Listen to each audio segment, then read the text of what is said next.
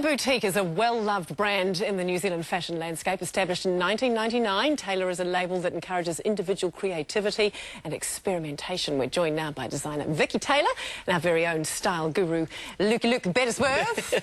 Hi, Vicki. Nice to have you here. Hi, Jeanette. Very exciting times for you at the moment because although you have showed at Fashion Week as part of a group show last year, this is your first kind of foray into it alone. It is. It's very, I suppose, very scary doing your first show totally on your own. But yeah, last year we had a few garments in it, so it's quite fun. So it was 1999 that you started your business, Vicki. Yes. Why have you waited till now to do your first solo show?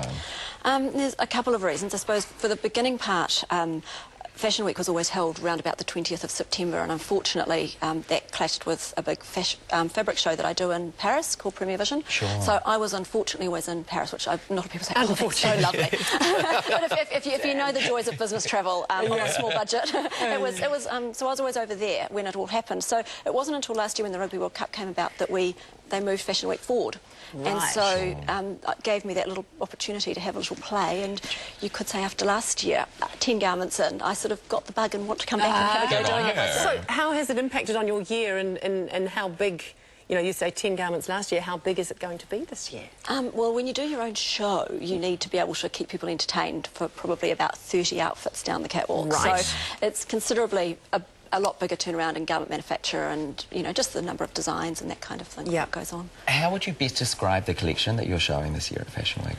Okay, the collection I'm showing it's going to be a little capsule collection of what we do, obviously. Being a vertical retailer, I have a range that will sort of vary between 200 to 300 styles per season, so it's huge. So we do just put this little capsule collection down, and it's going to be, I don't know, how do I explain it? I started off with pillars and lines and have bent them all around the body to create all these amazing shapes. So that's what we're going to be doing. So you mentioned before that your garments on a hanger can look quite unusual, and it needs a three-dimensional object, a body. Yeah. So you're really encouraging of people to actually try those garments on. Tell us, how will these garments that you're showing how will they sit on the body? Okay, well, I mean, I suppose that's exactly it. They need to sit beautifully on the body, and that's always it. And when you have something on a two-dimensional coat hanger, it's only two-dimensional, while when we design, of course, we have to be able to look at the garment from all directions. So yeah, I tend to start with quite a geometric base to my pattern making, so that's where that comes from. So I start with a geometric and we bend it around the body and make it work. But yeah, they'll look good on the body, I hope. You also you use a lot of layering and belts and fabric and crazy paces too? Yep. Textiles are one of my biggest, you know, draw cards that lead me in as a designer. So I remember from way back, everything was made here. Yes. Is it still? Totally, yes. I'm a very staunch supporter of New Zealand made and manufactured. Just, I suppose, because young designers need to set up, and for them to be able to set up in a small business, like all of us start off here in New Zealand, you need to be able to produce small quantities and be able to control it, which is what you can do when you manufacture in New Zealand. It's quite exciting. Where do you source a lot of your fabrics from?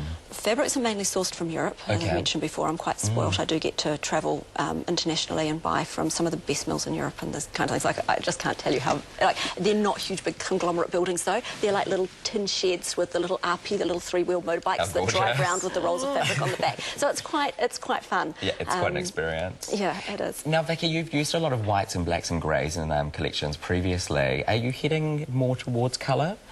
There is actually a lot of people walking to my store at the moment going, oh my gosh, there's so much colour in your store, which yes, there is, but colour is something that's happening at the moment. At the same time, I do use an awful lot of black, white, grey and beige and naturals and those kind of colours. It's timeless, and I believe that, especially at my level, being made in New Zealand as a designer piece, my pieces have to last longer than one season, so those are the bases that build up everybody's wardrobes, and then you can throw your colour pieces. Does Vicki Taylor do fluoro?